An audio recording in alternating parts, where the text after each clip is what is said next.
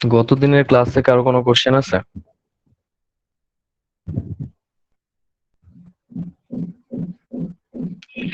ওকে, না থাকলে ভালো। আর যদি না দেখে থাকো তাহলে হ্যাঁ, না দেখে থাকলে হচ্ছে যেটা করবা যে দেখো, দেখে কোশ্চেন অ্যারেঞ্জ করলে আস্ক করো আর কি। আচ্ছা, আমি আমার স্ক্রিনটা প্রেজেন্ট করতেছি। দেখো দেখা যায় কিনা।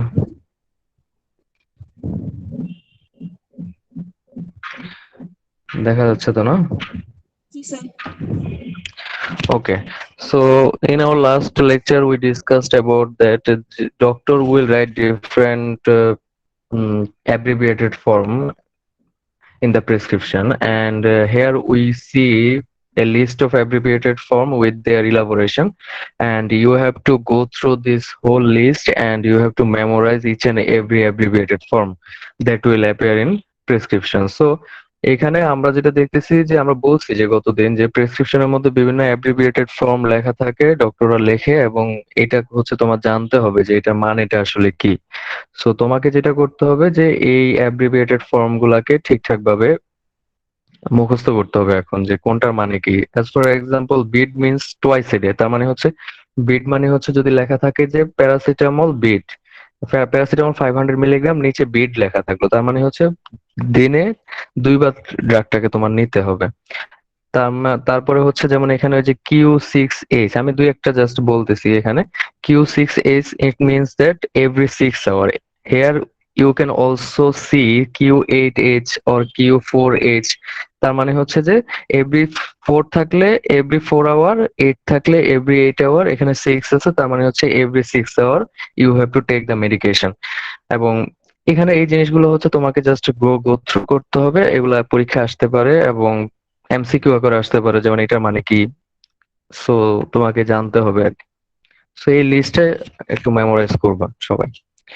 আর এখানে স্যার বোঝার কিছু এখানে নাই, জাস্ট আছে কোন। একটা, স্যার এখানে হ্যাঁ, এক বলো। প্লেজার আছে একটা।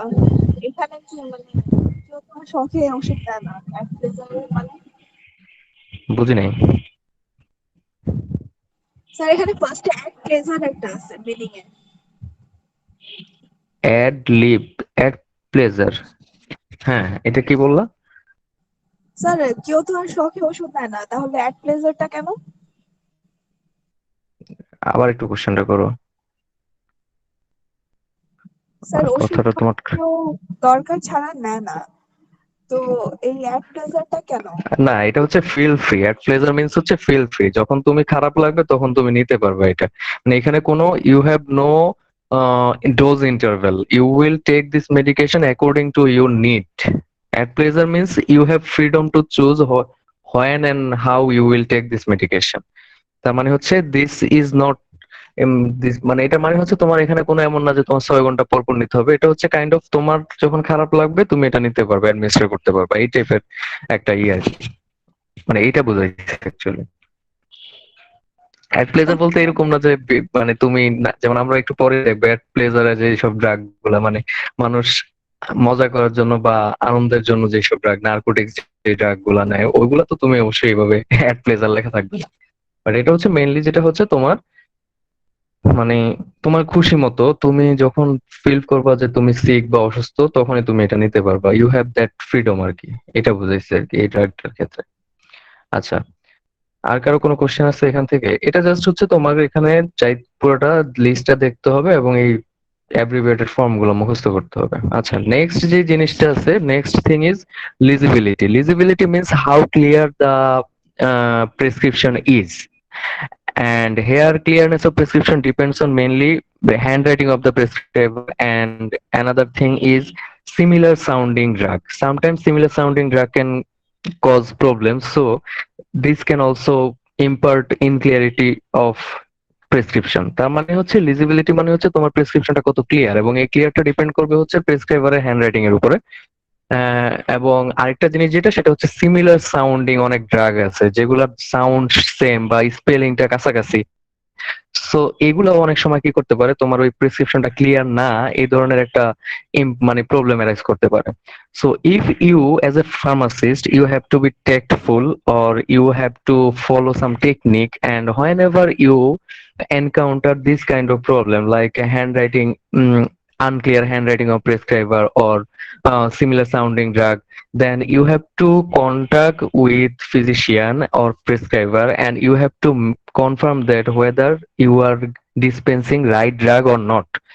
তার মানে হচ্ছে তুমি এজ এ ফার্মাসিস্ট তোমাকে ট্যাক্টফুল হইতে হবে বা তোমাকে টেকনিক অবলম্বন করতে হবে। যখনই তুমি দেখবে যে হ্যান্ডরাইটিংটা ক্লিয়ার না কোন একটা প্রেসক্রিপশনে, তখন তোমাকে যেটা করতে হবে, and you can also ask patient sometimes যে whether his name, what is his name and what is his address or age. This kind of question you can also ask patient tactfully.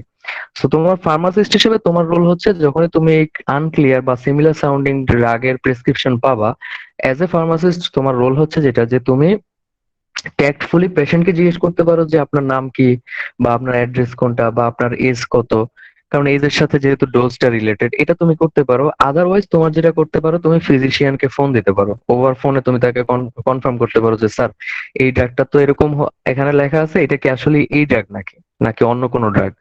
So এই জিনিসগুলো age a pharmacist তোমাকে কি করতে হবে, dispensing এর আগে confirm করতে হবে। তোমার ফ্রিডম নাই, মানে you have no freedom to make random guess. তার মানে হচ্ছে তুমি জাস্ট র্যান্ডম মানে কি করলা, গেস করলা যে আচ্ছা এটা এই টাইপের স্পেলিং, তার মানে হচ্ছে এই ড্রাগটা হইতে পারে। You are dispensing medication, not general material or general substance. So medications, as you are dispensing medications, so you have to be careful and you have to follow some guidelines. So here guideline is you will contact with prescriber before dispensing prescription if you have any kind of confusion. তার মানে হচ্ছে তুমি যদি কোনো confusion, তোমার কাছে মনে হয় যে তোমার কোনো কনফিউশন আছে, সো তোমাকে যেটা করতে হবে যে তুমি আগে যেটা করবা যে তুমি র্যান্ডম কোনো গেস করবা না যে আচ্ছা এই টাইপের হইতে পারে, এরকম কোনো গেস করার এখানে অপশন নাই। তোমাকে যেটা করতে হবে, অবশ্যই ফিজিশিয়ানের সাথে কন্ট্যাক্ট করতে হবে। ওভার ফোনও হইতে পারে, অথবা যদি তুমি ইন পার্সন তাকে অ্যাক্সেস পাইতে পারো বা ইমেলও করতে পারো। So it's up to you, but তার সাথে কন্ট্যাক্ট করে তোমার এই এই ধরনের ইরেগুলারিটিস বা এই ধরনের কনফিউশন গুলাকে তোমার কি করতে হবে, সলভ করতে হবে। সো আই থিঙ্ক এটা ক্লিয়ার হয়েছে। আচ্ছা, তারপরে here we will see some example of similar sounding drug. So here we see name of two drugs. One is Matrix and another is Matrix. Similar type. You see there is only one letter difference actually. So Matrix is a metronidazole, which is an anti-protozoal drug, and Matrix, which is a glucosamide that we use mainly during severe pain. So these two drug is actually different, but if you have any confusion and doctor write the name of matrix but you dispense matrix, then their severe problem can occur. So তোমার যেহেতু দেখো এখানে matrix এবং matrix দুইটা drug similar টাইপের, একটা just letter difference আছে। দুইটা ড্রাগ, একটা হচ্ছে মেট্রোনিডাজল, ম্যাট্রিক্স হচ্ছে মেট্রোনিডাজল, আর ম্যাট্রিক্স হচ্ছে গ্লুকোসামাইড। সো তুমি যদি ম্যাট্রিক্সটা, ম্যাট্রিক্স লেখছে ডক্টর, তুমি দিয়ে দিচ্ছ হচ্ছে ম্যাট্রিক্স, তাহলে কিন্তু একটা মেডিকেশন ইরর হওয়ার সম্ভাবনা আছে। এজ এখানে হচ্ছে কি বলে রং ড্রাগ ডিসপেন্স হয়ে যাচ্ছে। সো তোমার এখানে কিন্তু র্যান্ডম গেস করার সুযোগ নাই যে তুমি ম্যাট্রিক্স এই লাস্টেরটা জেড না এক্স তুমি বুঝতেছো না, সো তুমি ম্যাট্রিক্সের জায়গায় ম্যাট্রিক্স দিয়ে দিছো। সো এখানে তুমি র্যান্ডম গেস করতে পারবা না। তোমাকে যেটা করতে হবে, you have to contact with the physician and you have to confirm whether doctor or prescriber prescribed matrix or matrix. Acha. Another similar sounding, here we see some list of or some similar sounding name of drugs. One is AZT, which is azithromycin, versus AGT, which is tinidazole. তার মানে হচ্ছে এখানে দেখো তোমার এজেডটি AGT এইভাবেও ডক্টররা প্রেসক্রিপশনে লেখে sometimes, যেগুলো হচ্ছে ব্র্যান্ড আর কি। এজেডটি হচ্ছে অ্যাজিথ্রোমাইসিনের একটা ব্র্যান্ড, আর এজিটি হচ্ছে টিনিডাজলের একটা ব্র্যান্ড। সো তুমি যদি এখানেও কনফিউশন আছে, এরকম কয়েকটা ড্রাগ আছে যেগুলো সিমিলার টাইপের লিখতে গেলে বা প্রোনাউন্স করতে গেলে, so you have to confirm whether AZT or AGT prescribed by the prescriber. So এগুলো তোমার একটু জাস্ট জানার জন্য এখান থেকে দেখবা। Next slide, another thing is writing units, different unit. Say for example prescriber prescribes 0.1 milligram or microgram drug, but it can be misread as a 1 milligram. That means as a pharmacist you can miss the point sign before one, so it is right practice to write 0.1 and it can actually solve this problem. তার মানে হচ্ছে তুমি এখানে দেখো যে একজন প্রেসক্রাইবার হচ্ছে তোমার 0.1 লিখলো, কোন এক, যেমন মনে করো 0.1 মিলিগ্রাম কোন একটা ড্রাগকে প্রেসক্রাইব করলো, এবং তুমি এটাকে মিসরিড করতেছো হচ্ছে 1 হিসাবে, তুমি পয়েন্টটা নোটিসই করো না এজ এ ফার্মাসিস্ট। সো এটা বেস্ট প্র্যাকটিস হচ্ছে তোমার একটা জিরো দিয়ে তারপরে পয়েন্ট দিয়ে তারপর 1 লেখা, যাতে করে তুমি রাইটলি তুমি এটা রিড করতে পারো। Another one is 1.0, প্রেসক্রাইবার prescribed 1 milligram and he write it as a 1.0 but you read it as 10, so you missed here, also you missed point in the middle of 1 and 0.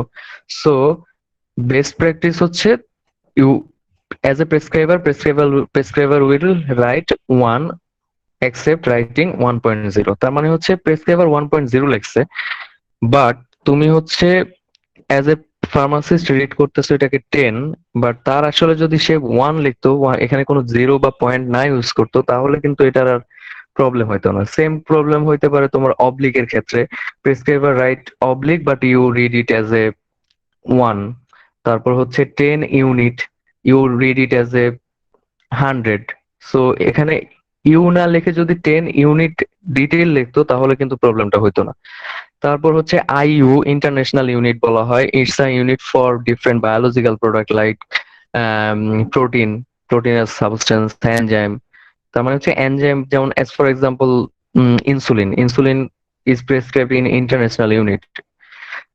International unit হচ্ছে একটা unit যেটা হচ্ছে biological প্রোডাক্টের ক্ষেত্রে লেখা হয়, যেমন 10 international unit, 14 international unit, এইভাবে লেখা হয় আর কি। সো ইন্টারন্যাশনাল ইউনিটটাকে তুমি 10 বা 14 আকারে রিড করতে পারো, মিস রিড করতে পারো। সো এই ক্ষেত্রে যদি আইইউ না লিখে ডিরেক্টলি ইন্টারন্যাশনাল ইউনিট লিখে দিত তাহলে তোমার কোনো প্রবলেম হতো না।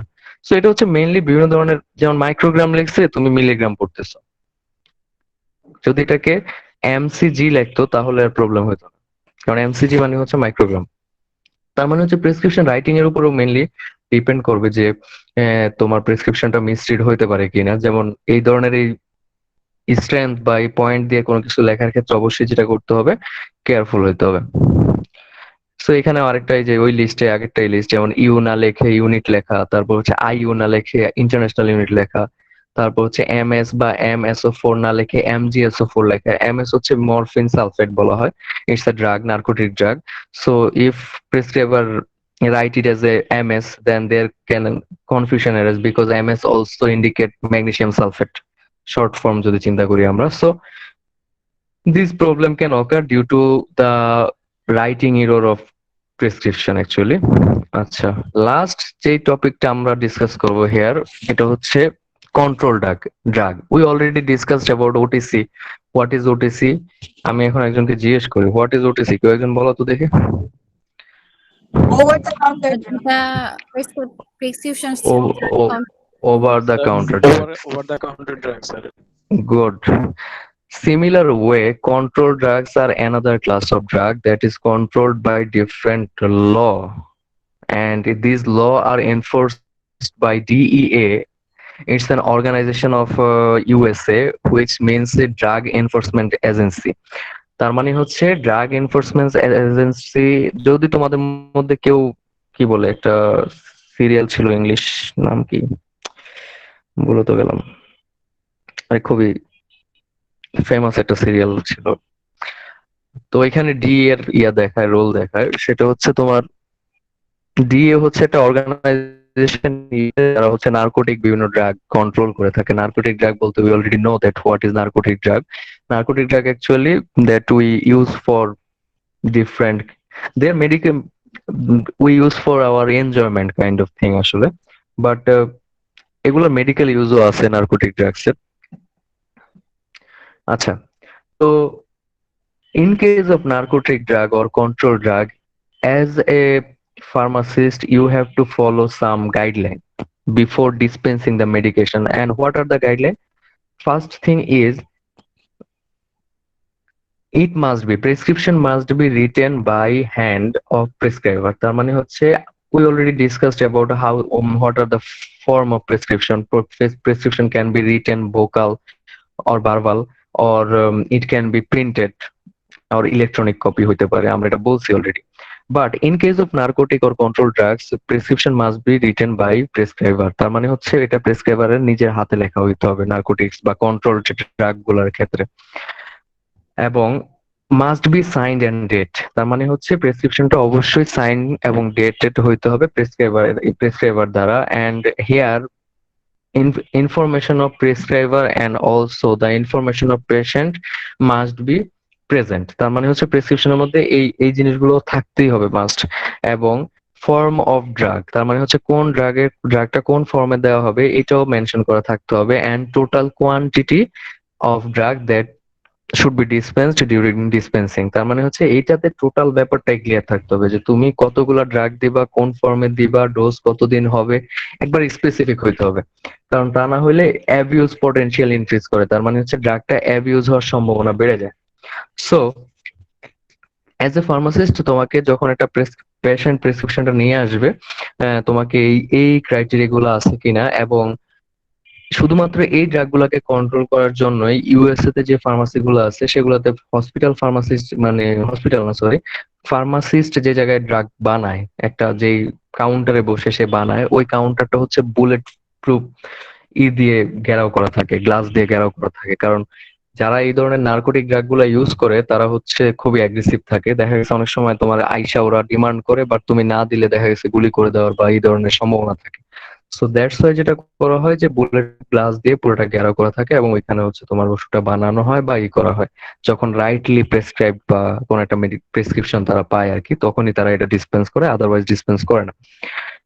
তো এটা হচ্ছে মোটামুটি। এবং according to DEA or Drug Enforcement Agency, they actually divided this controlled drug into 5 schedule।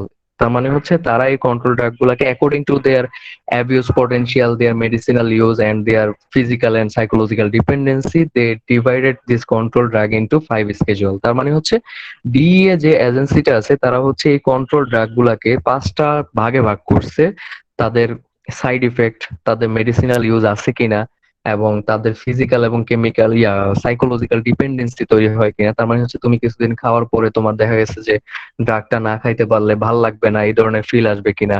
বা অনেক সময় দেখা গেছে যে আমরা জানি যে বিভিন্ন নার্কোটিক ড্রাগস একটা লং টাইম নেওয়ার পরে যদি আবার ডিসকন্টিনিউ করা হয় তখন দেখা গেছে যে তোমার প্রবলেম হয়, যে ওই পেশেন্ট দেখা গেছে তাকে রিহ্যাবে নেওয়া লাগে, যে তার মধ্যে যে অ্যাগ্রেশন চলে আসে। সো এই টোটাল ব্যাপারগুলোর উপর বেস করে ড্রাগ গুলাকে 5টা শিডিউল বা স্কেজুয়াল যাই বলো, 5টা স্কেজুয়ালে ভাগ করছে, ঠিক আছে। এখন আমরা এই স্কেজুয়াল গুলাই ওয়ান বাই ওয়ান দেখবো আর কি। So first schedule is schedule 1 and here the drug is heroin. And schedule 1 drug characteristics are their abuse potential is high, they have no proven medical use or medicinal use, but you can use it for different investigation or research purpose। তার মানে হচ্ছে schedule 1 এর মধ্যে যে drug আছে, যেমন এখানে হিরোইনের কথা বলা হয়েছে, this is a schedule 1 drug, এবং এটার অ্যাবিউজ পটেনশিয়াল, তার মানে হচ্ছে এটা খুব হাইলি অ্যাবিউজ হয়, এবং এটা হচ্ছে কোনো medicinal use, accepted medicinal use নাই, এবং সেফটিও নাই, এটার ল্যাক অফ সেফটি বা অ্যাকসেপ্টেড সেফটি। বাট তুমি এটাকে মেডিসিনাল ইউজ নাই, বাট এটাকে তুমি যেটা করতে পারো যে you can use it as a research purpose or investigation purpose আর কি, তুমি এটাকে ইউজ করতে পারবা, গবেষণার কাজে ইউজ করতে পারবা। So this is schedule 1। Another class is schedule 2, and here example is morphine. And morphine, in case of morphine, abuse potential is also high, but it has currently accepted medicinal use or medical use, and here abuse physical and psychological dependency is very high।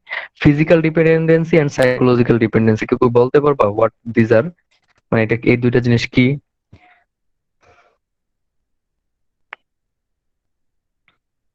Sir psychological dependency হলো যে এই ওষুধ ছাড়া তার ভালো লাগবে না, good. আর physical আর dependency হলো যে আহ, এটা তার না হাত নিলে পা তার কাঁপবে, কোনো ধরনের সমস্যা হবে। জি। যেমন আমরা দেখি যে দেখবা যে তার হাত পা কাঁপে, তারপর হচ্ছে দেখবা যে তার দেখা গেছে যে, যেমন তোমাকে যদি বলি যে একজন ঘুমের ওষুধ খায়, টানা 10 দিন ঘুমের ওষুধ খায়, ঘুমানোর পরে 11 দিনের দিন তার আর ঘুমের ওষুধ না খাইলে ঘুম ধরবে না।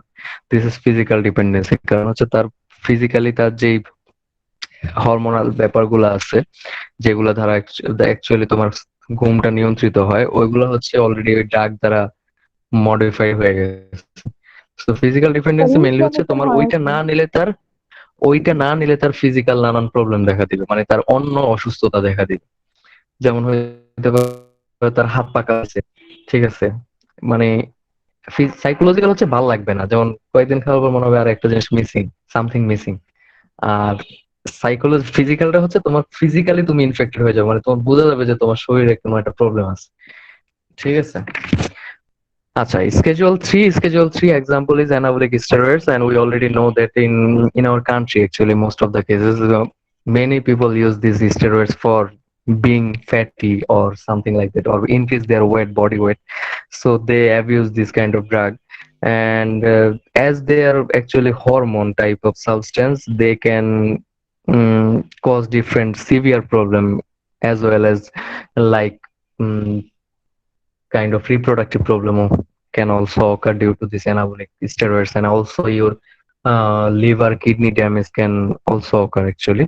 So anabolic steroids তো বাংলাদেশে দেখবো অনেকে চিকন মোটা হওয়ার জন্য ইউজ করে, এবং কয়েকদিন খাওয়ার পর মোটা হয়ে যায়, মোটা হওয়ার পরে দেখা গেছে যে পরে আর বডি থেকে পানি বের হয় না, তার মানে কিডনি ড্যামেজ হওয়ার সম্ভাবনা থাকে।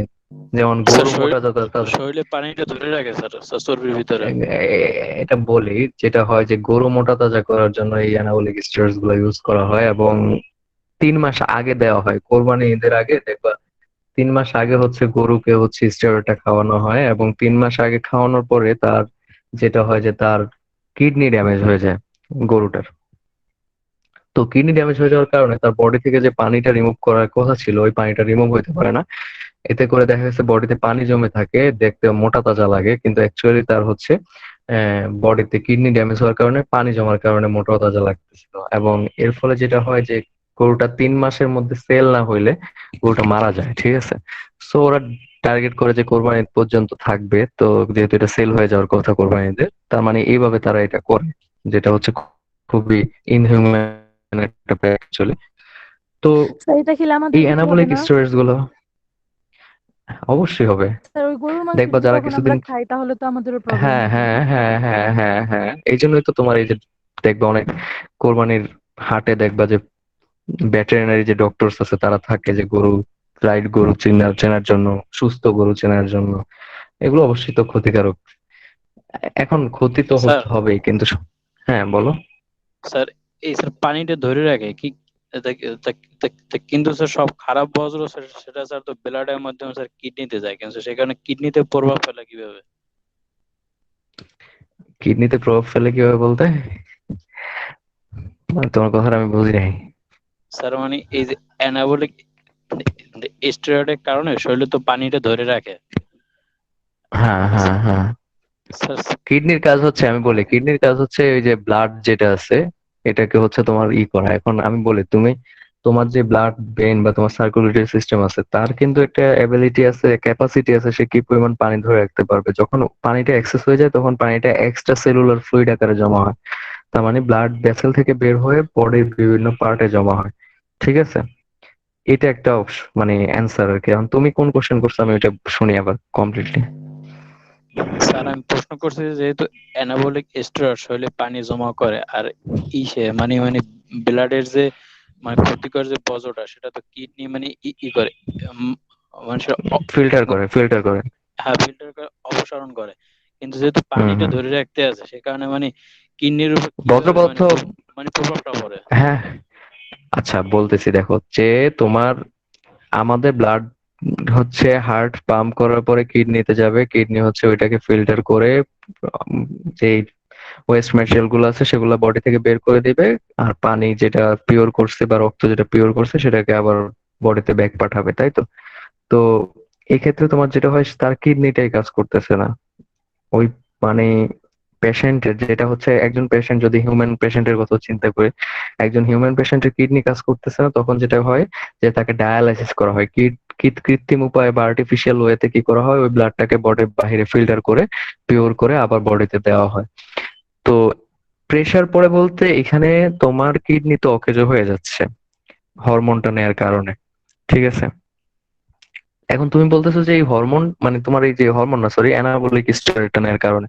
এখন তুমি তোমার কোশ্চেনটা কি এটা যে অ্যানাবলিক স্টেরয়েড কিভাবে কিডনিকে ড্যামেজ করে নাকি? হ্যাঁ স্যার, প্রশ্নটা হচ্ছে অ্যানাবলিক স্টেরয়েড স্যার শরীরে তো পানি ধরে রাখে, কিন্তু স্যার সেটা কিডনির উপর মানে কিভাবে মানে প্রভাবটা ফেলে? মানে তো কিডনি পর্যন্ত মানে কি আরে কিডনিতে তো না আর না পানি যায় না, অ্যানাবলিক কিডনিতে স্টেরয়েড ব্লাড যায় না। অ্যানাবলিক অ্যানাবলিক স্টেরয়েডটা তো তুমি যেটা বলতেছো যে অ্যানাবলিক স্টেরয়েড তো কিডনি পানি ধরে রাখে না, পানি ধরে রাখে অ্যানাবলিক স্টেরয়েডের কাজ হচ্ছে কিডনি ড্যামেজ করে ফেলা, এবং কিডনি ড্যামেজ হয়ে গেলে বডি থেকে পানি যেই হারে অপসারণ হওয়ার কথা সেই হারে অপসারণ হবে না, ঠিক ও আছে? জি স্যার বুঝছি, জি স্যার বুঝছি এবার। আচ্ছা এটা এ পানি ধরে রাখবে না, পানি ধরে রাখবে হচ্ছে তোমার ওই যে সল্ট জাতীয় যে ড্রাগ গুলো আছে যেমন সোডিয়াম ক্লোরাইড, আমরা যে যে স্যালাইন খাই ওরা হচ্ছে পানি ধরে রাখে, বাট এই পানি ধরে রাখে না, এ হচ্ছে তোমার কিডনি ড্যামেজ করে ফেলে। এবং এই ড্যামেজ হওয়ার কারণে পানি জমে যায়, যেহেতু তুমি কিন্তু পানি তো নেয়া বন্ধ করতেছো না, বডি থেকে পানি বের হওয়া বন্ধ হয়ে গেছে, বাট তুমি তো পানি নিচ্ছ বডিতে কন্টিনিউয়াসলি। যখন বডিতে পানি নিচ্ছ বেশি পরিমাণে তখন কিন্তু তোমার ওই ব্লাড ব্রেনের মধ্যে বা ব্লাডের ভলিউম বেড়ে যাচ্ছে। এখন ব্লাডের ভলিউম বাড়তে বাড়তে একটা সময় দেখা যাচ্ছে ব্লাডের যে ফ্লুইড গুলো আছে তারা হচ্ছে ব্লাড ভেসেল থেকে বাহিরে চলে আসতেছে এবং বাহিরে বিভিন্ন জায়গায় জমা হয়, যেমন হাতে পায়ে, তোমার হচ্ছে চোখে মুখে, চোখ মুখ ফুলে যায়, এই টাইপের হয়। Okay, fine. So Schedule 3 drugs are their abuse potential is less than Schedule 1 and 2 drugs, and they also have some medicinal use or medical use, accepted medical use, and তার মানে হচ্ছে এদের অ্যাবিউস পটেনশিয়ালটা হচ্ছে শিডিউল 1 এবং 2 তে যে ড্রাগগুলো ছিল তাদের চেয়ে কম, এবং এটারও মেডিসিনাল ইউজ আছে।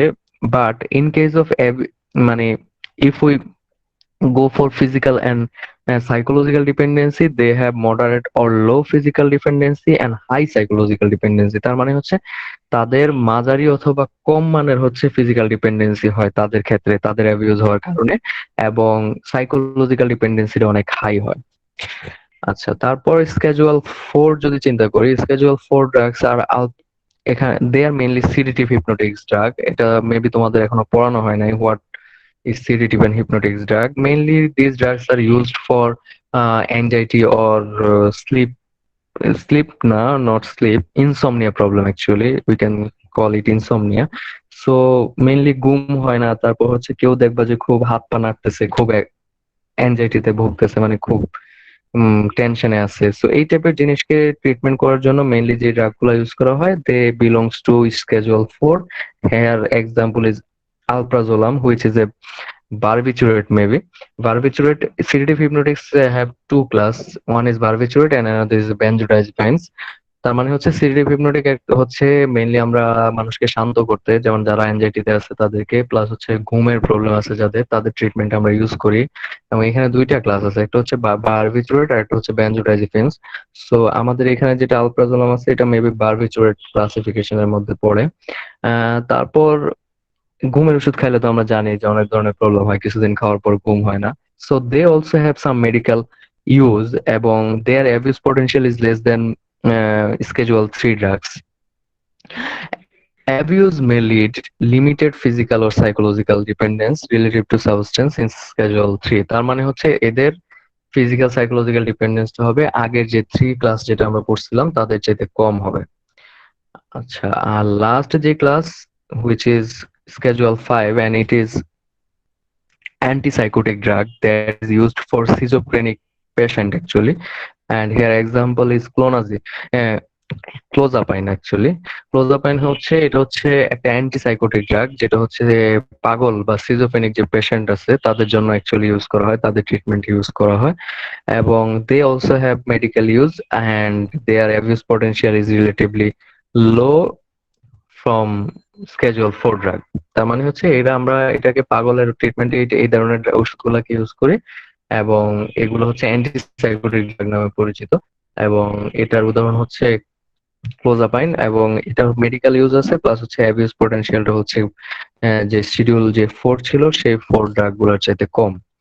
এবং sometimes situation wise one patient or some patient can buy this drug without prescription or without the consent of prescriber, but in the health of pharmacist actually. So এক্ষেত্রে বলা হয়েছে যে এই ড্রাগ গুলা তোমার সবসময় যে প্রেসক্রিপশন দিয়ে কিনতে হবে এই ক্লাসের ড্রাগ গুলা মেনলি তা না, তুমি হচ্ছে ফার্মাসিস্টের সমর্থনে তুমি এই ড্রাগটা নিতে পারবা, যেটা আমরা গতদিন বলছি যে in situation pharmacist can prescribe some medication. So এটা তুমি হচ্ছে ফার্মাসিস্টের সমর্থনে বা ওনার ইয়াতে তুমি নিতে পারবা, অ্যাপ্রুভালে নিতে পারবা। বাট সামটাইমস এটা প্রেসক্রাইবাররা প্রেসক্রিপশনের মধ্যে প্রেসক্রিপশন ড্রাগ হিসেবে লেখা থাকে। সো এ হচ্ছে মোটামুটি আমাদের চ্যাপ্টার আই থিংক শেষ হয়ে গেল। এবং এক্ষেত্রে ডিপেন্ডেন্সি খুব কম, লিমিটেড ডিপেন্ডেন্সি হয়। এই তো স্যার আমাদের এই হ্যাঁ বলো। স্যার আপনি বললেন স্যার ঘুমের ট্যাবলেটে হচ্ছে গিয়ে আহ দীর্ঘদিন বা কয়েকদিন ইউজ করলে ঘুম হয় না, কিন্তু স্যার এই ক্ষেত্রে ডক্টররা তো স্যার অনেক দিনের জন্য, কারো যেহেতু দেখা যাচ্ছে যে ঘুম হয় না তাকে ম্যাক্সিমাম টাইমে একটা লং টাইমের জন্য ঘুমের ট্যাবলেটের সাজেস্ট করে, দেখা যায় 1 মাস 2 মাস বা কন্টিনিউ করতে হবে। এটা কেন তাহলে? আচ্ছা আচ্ছা, এটা ডিপেন্ড করে। দেখো এখন কিছু ড্রাগ আছে যেগুলোর অ্যাবিউজ পটেনশিয়াল বা ডিপেন্ডেন্সি নাই। যেমন তোমার আমি এটা বলি, যেমন হচ্ছে সুবোরেস্ট একটা ড্রাগ আছে। ওইটা হচ্ছে জেনেরিকটা কি জানো, মানে ওইটা হচ্ছে টোটালি ডেডিকেটেড ফর মানে ইনসোমনিয়া আর কি, ঘুমের যে প্রবলেম আর কি। এবং ওইটার একটা অ্যাডভান্টেজ হচ্ছে ওইটা ডিপেন্ডেন্সি ক্রিয়েট করে না। তো এখন কোন ড্রাগ তোমাকে প্রেসক্রাইব করতেছে ওইটা হচ্ছে ডিপেন্ড করবে যে সে আসলে যে ড্রাগটা ইয়া করতেছে প্রেসক্রাইব করতেছে ওইটা ডিপেন্ডেন্সি তৈরি করবে কিনা। এখন ডিপেন্ডেন্সি যদি তৈরি করে ফেলে তখন কিন্তু আবার কারণ এখন ব্যাপারটা হয় কি, তোমার রুটিন চেঞ্জ করার জন্য কিন্তু একটা লং টাইম সময় লাগে। তোমার ঘুমের যদি রুটিন আমরা বলি যে তুমি মনে করো একদিন 2 দিন 1 সপ্তাহ ঘুমাইলে কিন্তু তোমার হবে না যে তোমার রুটিন চেঞ্জ হয়ে গেছে, ব্যাপারটা এরকম হয় না। দেখা গেছে যে অনেকের ক্ষেত্রে অনেক সিভিয়ার ইনসোমনিয়া প্রবলেম হয় এবং তাদের ক্ষেত্রে দেখা গেছে যে তোমার লং টাইমের একটা মানে প্র্যাকটিস দরকার যে ঘুমটাকে রেগুলার করার জন্য। সো ওই ক্ষেত্রে হ্যাঁ, he can prescribe for long time. এবং ওই ক্ষেত্রে তাকে যে এটাই প্রেসক্রাইব করতে হবে এমন না যে আবার ঘুমের ওষুধ না খেলে তার ঘুম আসে না, মানে ডিপেন্ডেন্সি হয় না এই টাইপেরও অনেক মেডিকেশন আছে। সো ওইগুলাকে তোমার করতে হবে, প্রেসক্রাইব করতে হবে। সো ডিপেন্ডস অন তোমাকে কোন ড্রাগটা প্রেসক্রাইব করতেছে এবং ওইটা ডিপেন্ডেন্সি পটেনশিয়ালটা কেমন। ঠিক আছে। ডেডিকেটেড ঘুমের ওষুধ অ্যাকচুয়ালি বাজারে খুব কম আছে, মানে শুধু ঘুমের জন্য ইউজ করে এরকম ওষুধ খুব কম আছে বাজারে।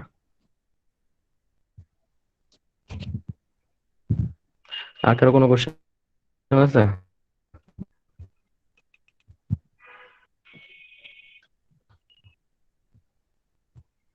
হ্যালো। নো স্যার, কোশ্চেন নাই। No sir. ওকে, সো তোমাদের হচ্ছে এই চ্যাপ্টারটা তো স্লাইড দেয়া আছে অলরেডি। আর তোমাদের হচ্ছে কি বলে ভিডিওটা হচ্ছে আমাকে এখন পাঠিয়ে দিলে আমি ইউটিউবে আপলোড দিয়ে আজকে দুপুরের মধ্যে গতকালকে টাস্কেরটাও দিয়ে দিব। আর একটা কোশ্চেনও দিয়ে দিব কোশ্চেন আনসার ফোরামে আজকের লেকচারের উপরে। সো পার্টিসিপেট করবো। আমাদের 2টা চ্যাপ্টার মোটামুটি কমপ্লিট হয়ে গেল। নেক্সট দিনে আমরা হচ্ছে নতুন কি চ্যাপ্টার শুরু করব এটা হচ্ছে ডিসকাস করব। আরেকটা জিনিস সেটা হচ্ছে একটু ক্লিয়ার করা দরকার। যেমন আমাদের একটা চ্যাপ্টার আছে ফার্মাসিউটিক্যাল ক্যালকুলেশন নামে। এখন ওই চ্যাপ্টারটা যদি ইনক্লুডেড থাকে বিফোর মিড আর কি, তাহলে আমাদের যেটা করতে হবে আমি ওইটার ভিডিও লেকচার বানায় তোমাদের সাথে শেয়ার করতে হবে। কারণ হচ্ছে ম্যাথ তো আর ওইভাবে তোমাকে আমি লাইভে এসে বোঝাবো কিভাবে, আই ডোন্ট নো। সো তোমাদেরকে যেটা করতে হবে আমি হয়তো বা ভিডিও কোনো একটা ম্যাথ করে করে বোঝালাম, তারপরে ওইটা তোমাদের সাথে শেয়ার করলাম। এবং এখানে হয়তো বা পার্টিকুলারলি কয়েকটা ম্যাথ করানো হবে এখন। ঠিক আছে। সো ওই চ্যাপ্টারটা যদি থাকে তাহলে হয়তো বা আমরা এটা করতে পারি যে মিডের আগে যদি থাকে আর কি, চ্যাপ্টার তো আছে, মিডের আগে যদি থাকে তাহলে আমরা যেটা করতে পারি আমরা এরকম 20-25টা অঙ্ক করব। এবং ওই অঙ্কগুলা হচ্ছে আমি ভিডিওগুলা 2-3টা ভিডিওতে করে দিব, করে দিয়ে তোমাদের সাথে জাস্ট লাইভে এসে কারো প্রবলেম থাকলে ডিসকাস করবো, আদারওয়াইজ তো হয়ে গেল। ঠিক আছে, কারণ ম্যাথ এইভাবে আসলে তোমাকে লাইভে এসে বোঝানো সম্ভব হবে না আর কি, টাফ হয়ে যাবে লিখে স্যার লিখে। তাহলে কি মিড এই 3টা চ্যাপ্টারই থাকবে?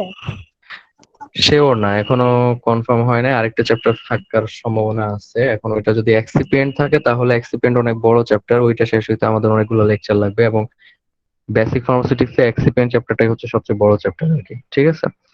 তো যদি এক্সিপিয়েন্ট অ্যাড স্যার করে তাহলে তো ডিফারেন্সিয়েশন স্যার যেভাবে করেন স্যার ওইভাবে যদি আপনি ওই একটা ক্লাসের জন্য একটু ব্যবস্থা করেন না, তাহলে তো ওইটা আমাদের জন্য পসিবল ভালো না। হয় স্যার। ওইটা পসিবল হবে না, কারণ আমার এখন তোমার জন্য বোর্ড কিনতে হবে, ক্যামেরা সেটিং আছে, অনেক ব্যাপার আছে। আমি লাস্ট না স্যার, আপনি খাতাতেই করবেন, জাস্ট ক্যামেরা সেটিংটাই আর কি স্যার। খাতাতে এসে লাইভে বোঝানো না, আমি তোমাকে বলি শোনো, আমি হচ্ছে অলরেডি একটা বিএলসি তে তোমাদের একটা, আমি তোমাদের সাথে একটা ভিডিও তাহলে শেয়ার করতেছি, দেখো এইভাবে হইলে হবে কিনা। আই থিংক হয়ে যাওয়ার কথা, আমার অলরেডি প্রিভিয়াস একটা ভিডিও আছে করা একটা মেথডের উপরে, ম্যাথ নিয়ে। আই থিংক এটা এইভাবে করলে হয়ে যাওয়ার কথা। ঠিক আছে, দেখো একটা সাজেস্টিভ ভিডিও যেহেতু আছে আমার হাতে রেফারেন্স ভিডিও হিসাবে, সো ওইটা আগে দেখো, ওইটা দেখলে যদি মনে হয় যে না এইভাবে চলবে, তো এইভাবে করাবো আর কি। ঠিক জি আছে, স্যার, ওইটা শেয়ার দেন তাহলে দেখ। হ্যাঁ হ্যাঁ হ্যাঁ হ্যাঁ, ওইটা দেখো আগে, দেখে তোমাদের সাজেশন দিতে পারো। ঠিক আছে, তাহলে আমি অ্যাটেন্ডেন্সটা দিয়ে ছেড়ে দিচ্ছি, হ্যাঁ।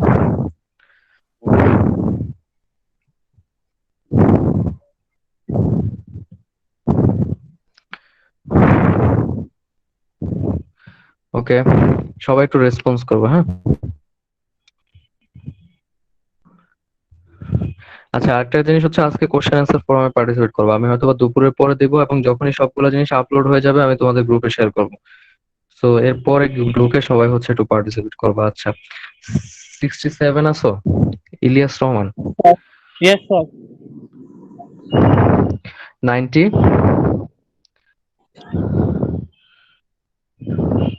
97, 1403, Yes, sir. 1405, Yes, sir. 1407, Present, sir. Sir, 1410। আচ্ছা দিয়ে দিছি 1410। তৃষা তো আছে মনে হয়। আচ্ছা, 1412, Yes, sir. 1417, 1420, Yes, sir.